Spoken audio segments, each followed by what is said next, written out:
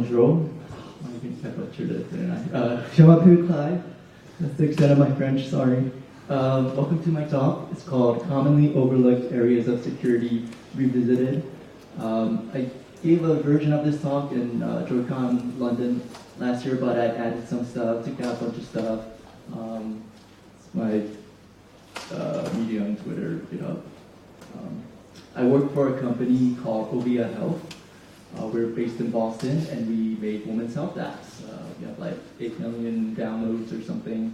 Fertility, pregnancy, parenting.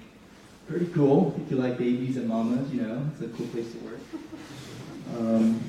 So after I gave the talk last year, I was like, what was my talk really about? And I think that it boils down to this: maintainability affects security. I think that was the big idea. So maintainability of code, tools, build processes, they all affect security in one way or another. So I'll bring this slide up once in a while during the talk. Okay, so what we'll cover, 3 large sections: logging, obfuscation, and quick reminders, stuff I just threw in at the end.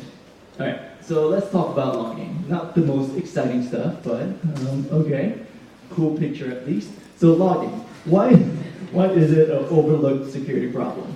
Everyone does logging. It's useful for when you're trying to debug something, when you're trying to see like for example, if you're downloading stuff and you want to see what the payload was, or if you don't want to attach the debugger or whatever. So if you're using, Android.utils.log, you might do something like this. Oh, yeah, this, and then you could look at your log by opening up the Android Studio view, or if you like the terminal, you can do something like that as well, right? Using app. So in your release build, check if your logging is still being put out, right? So run your app in release build and check the terminal. See what happens. You got logging in your release app. So who knows what some bad guy might see, in your release build. So although we like cats, we don't like log cats in release build. So we want to get rid of this guy. So how can we remove, I'm cat crazy, so sorry for dog people. So how can we remove log cats, cute kitties? So option 1, you can use ProGuard or R8. They use the same config file. So if you're living on the edge with incubating features, works the same. Or 3.2 will probably, have R8 as non-incubating feature. So exactly the same. So in the ProGuard manual, you'll see assume no side effects, that option. And if you read it, let's see if it, come on, animate. Yes. So specifies methods that don't have any side effects, other than maybe returning a value. With some care, okay, ominous. With some care, you can also use the option to remove logging code. Perfect, this is what we want, right? So you open up your build.gradle file. So in your release builds, you specify one or more ProGuard files, right? And you grab one of the default ones. Let's grab the optimized one. So your Android SDK comes with 2, the optimized one and the non-optimized one. So grab the optimized one, and you specify your own custom ProGuard rule. And you add the option we just read about. And you add the log class that we're using to log. And any method you want to strip out, probably all of them actually. Okay, and then after you do that, you build your release build, and you check for the log again. So you type that in terminal. Yay, you don't see the logs anymore. Cool, right? So it worked. But I'm gonna say don't do it this way. So, sorry, I need to drink water.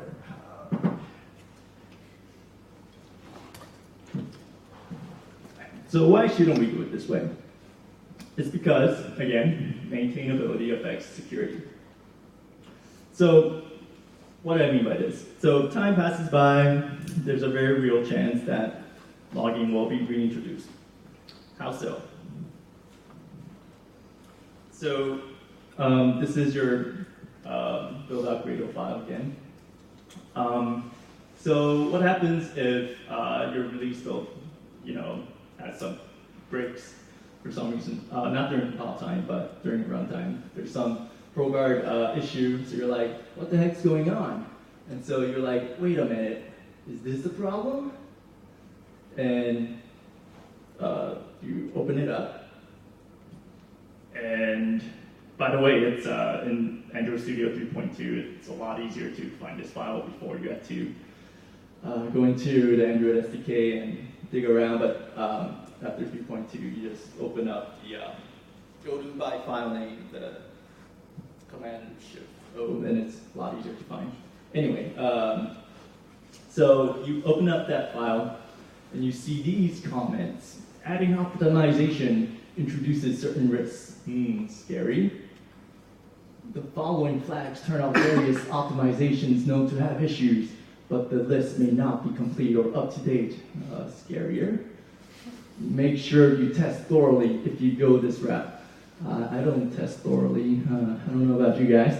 So, okay, after you're reading that, you're like, okay, maybe not the optimized version. Maybe just use the non-optimized default. I mean, after all, if you create a new Android project, it's going to use this one, actually.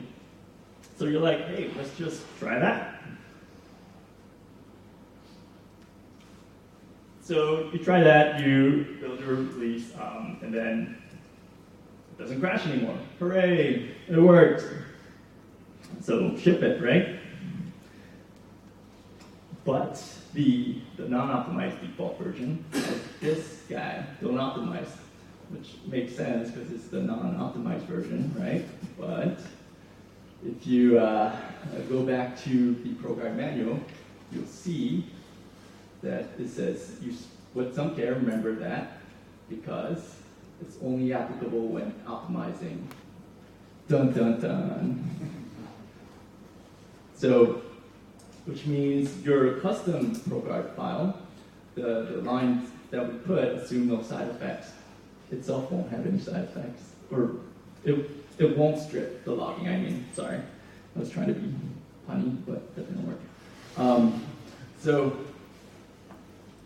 you check for the log again in your release build. It's back. No, that's no good. I'm back. So what was the problem? What was the problem with the maintainability here? So stripping out the logging in this case relied on 3 different pieces, right?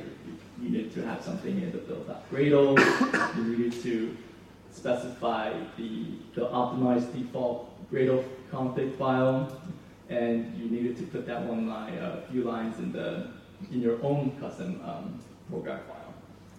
And they didn't indicate to each other that they were necessary. So as soon as you took one out, yoink, this logging wasn't stripped. So if you're currently logging this way, here's a quick fix, and I put the quotation mark fix there. Instead of having 2 ProGuard configs, just have one and have a scary warning, only use this ProGuard file. And here just put everything from ProGuard Android optimize, and then add the scary warning, never add, don't optimize, but don't do it this way. Because so because you can put multiple ProGuard files here, someone might later actually add a file that has don't optimize. So it's not actually that much of an improvement in maintainability, right? You can't enforce it, force people later, other developers to later not to follow this comment from build.gradle, right? Or even to look at the other file. So it's not an improvement. The default ones, like the ProGuard Android Optimized that I hopefully blocked, let's see, ProGuard Android Optimized might change, especially with R8.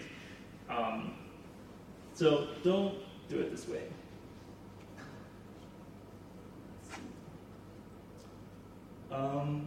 Yeah, so if you poke around the R8 repo, there will be config files in there as well. So yeah, not a good idea.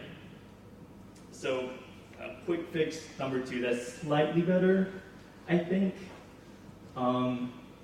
is just to put in your project Gradle file, just add, don't change this file, big scary warning.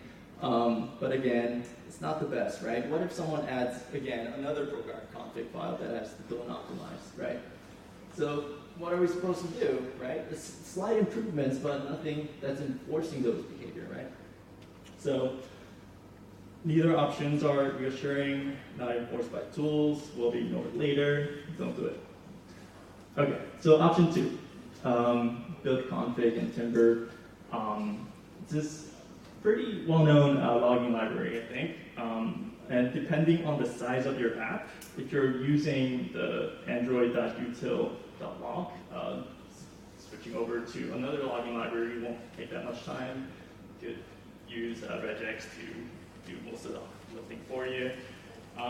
So, okay, what would that look like in your application file class?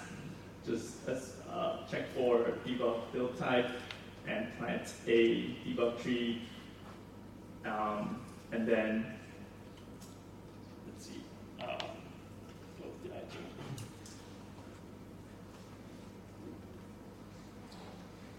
Yeah, so it's really simple to use, right? And so the downside with this is that you can't use it on Java modules. So if you look at the Timber libraries build.gradle, you'll see that it's using the Android library plugin. So you can't depend on it from Java or Kotlin only modules, like the ones down here. So, because they don't use the Android library, obviously. So, yeah, so that's a small downside to using Timber, right? But you might not care. You might not have a Java module or Kotlin only module, or you don't, they're very small and you don't log from them, so you might not care, in which case Timber is probably the way to go. All right, so if you don't have that, if you need more than that, if you need to log from Java or Kotlin modules, you probably want to do some fancy dependency injection. So let's say you have your Java library. Just define an interface, or you can use an existing facade. SLF4J is probably the most well-known one. Simple logging facade for Java. It has a different interface though than the standard Android.utils, so it might be easier to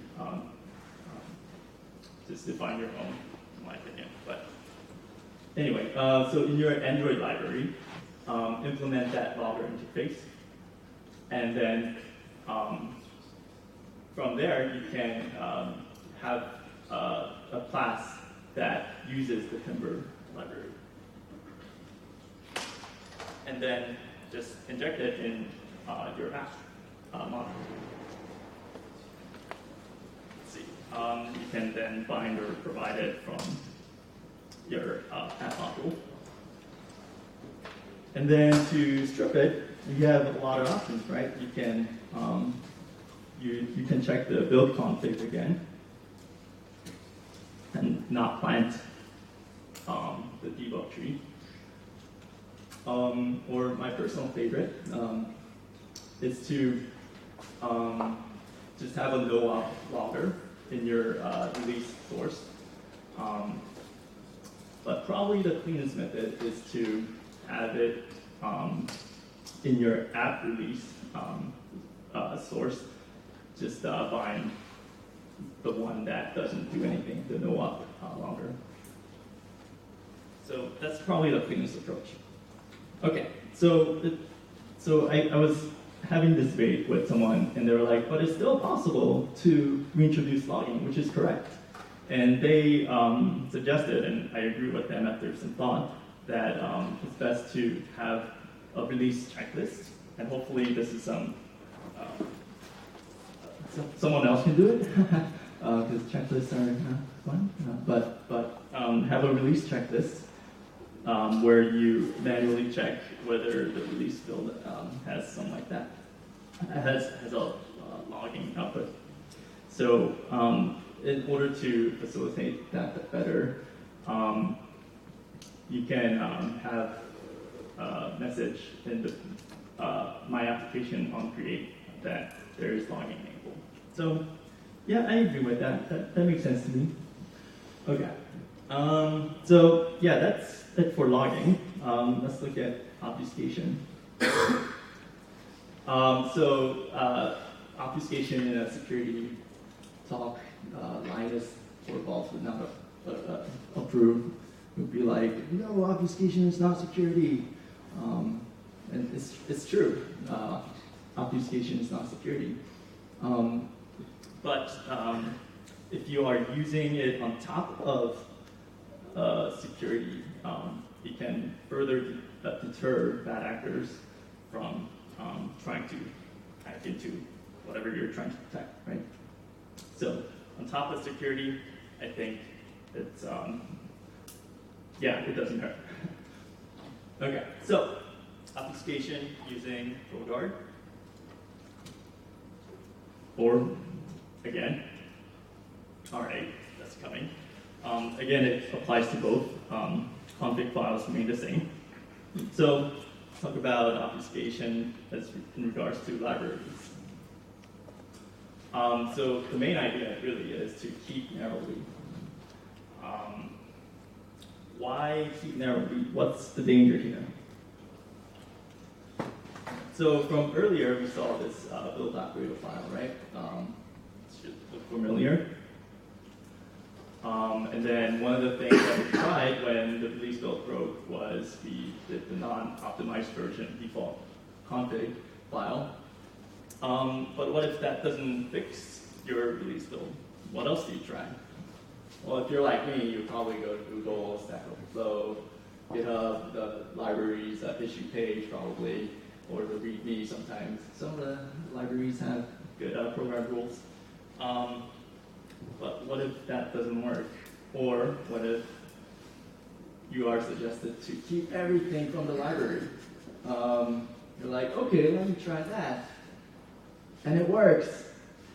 The release build doesn't break. But what's the point of using ProGuard if you're not gonna obfuscate anything, right? So I encourage you not to do that, although that's pretty tempting because you just want to fix it and move on. Just keep one class, or the class specification for ProGuard rules are pretty. You can get a lot of detail when you do it. So, for example, these are some examples you can do if it implements some interface or has some kind of method that's annotated by a specific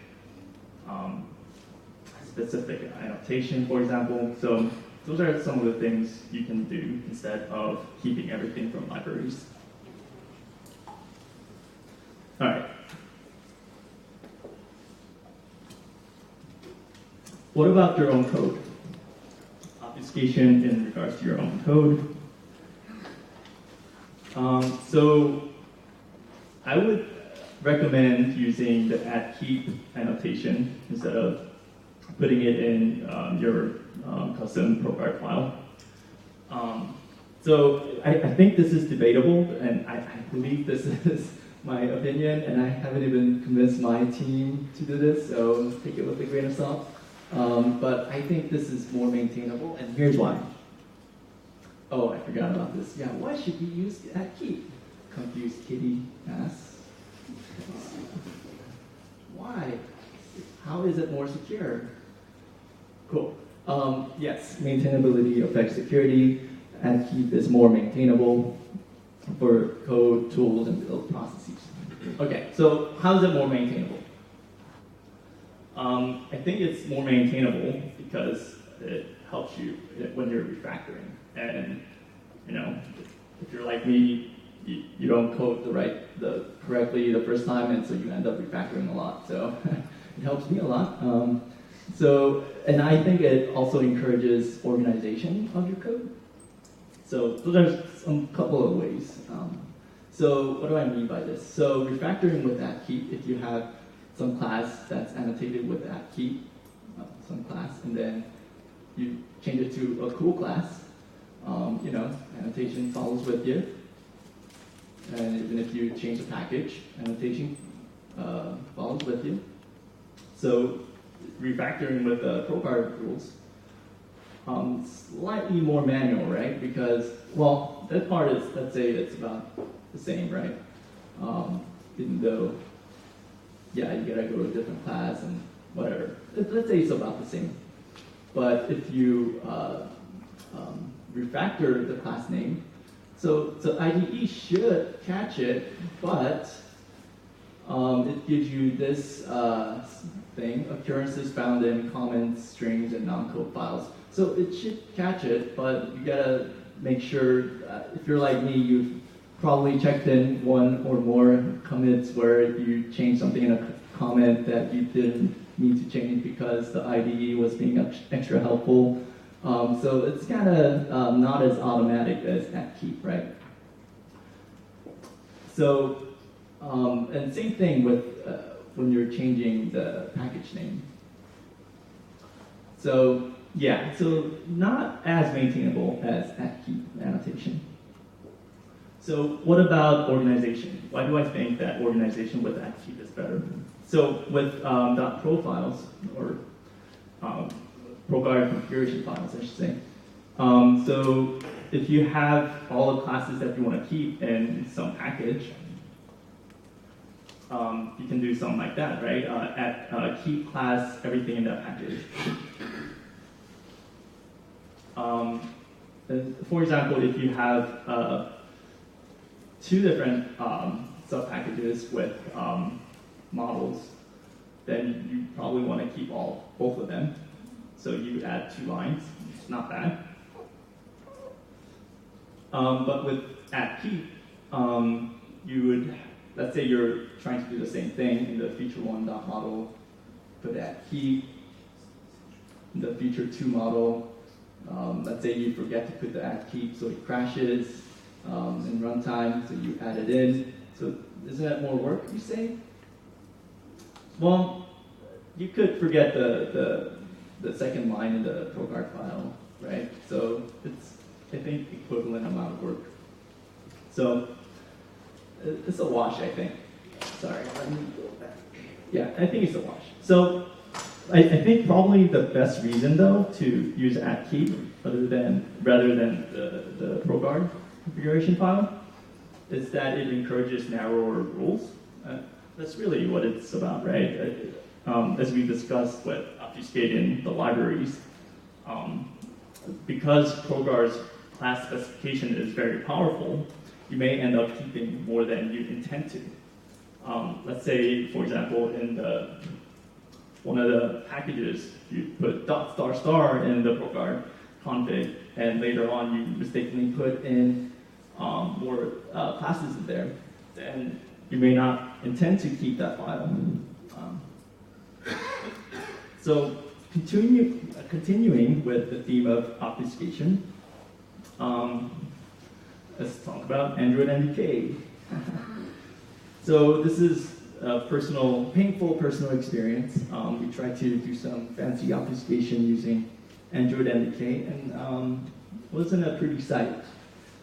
Again, the big idea is maintainability affects security. Maintainability of code, tools, and build processes. So let's talk about the NDK maintainability, right? So I don't know if people like coding in C, C++, and JNI. my goodness, you guys are rock stars probably. I am not a rock star, so J&I was not fun for me. But anyway, so if you don't use them every day, then you might forget the best practices of, what to use, how to copy memory in a safe way, for example, right? So that's not as maintainable, right, compared to using the language that you use every day. Documentation is harder to get to from Android Studio. So documentation for J&I is pretty thorough, but it's hard to navigate and find. Same thing with standard library, not accessible from Android Studio. And other development tools. It's flaky Android NDK support. I hear it's going to get better, but we'll see. And yeah, so even like CLion, IntelliJ, C IDE doesn't have a built-in Android NDK support. So yeah, build times, they will take longer, right? Because you have more Gradle tasks building the C source files. And then when you're doing automated testing of the C files, C classes, you have more types of test harnesses, and you have to test, you have to add more types of automated testing. And if you have a CI, then that's building from a clean environment. It'll take way longer because you must install the NDK, but that might depend on the type of CI you're using. But we're using Travis, and when we were setting up the Travis worker to build using the Android NDK, that took way longer. Okay, so quick reminders. So more thoughts related to build processes and CI. Don't trust the interwebs. I hope that's obvious, but I've experienced some pain with some people trying to do this. So don't download random things from the internet during the build process, please. If it's from a Google site, I'm sure that's fine, and if you're trying to download a bash script from someone's website, I don't care how many stars you saw on Stack Overflow. Just don't do it. Use common sense. So use Google Play's app signing, which is pretty awesome. It gives you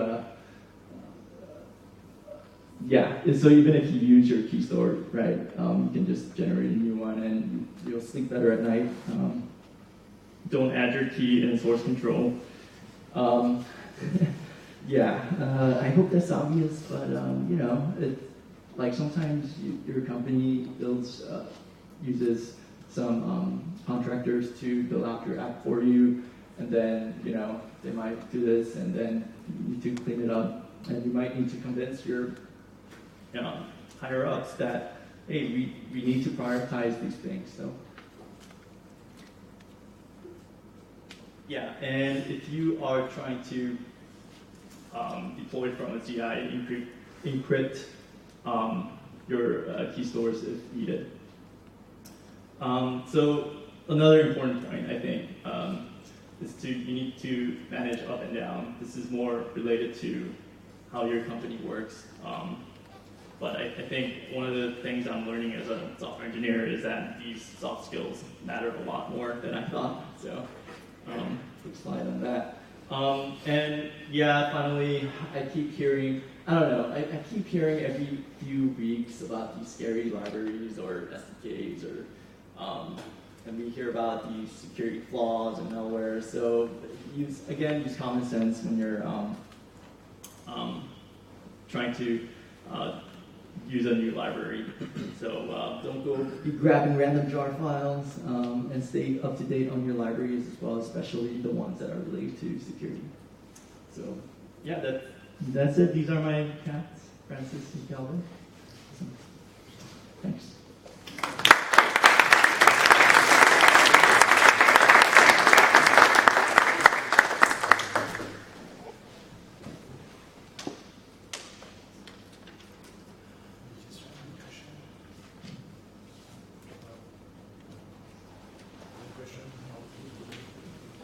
questions?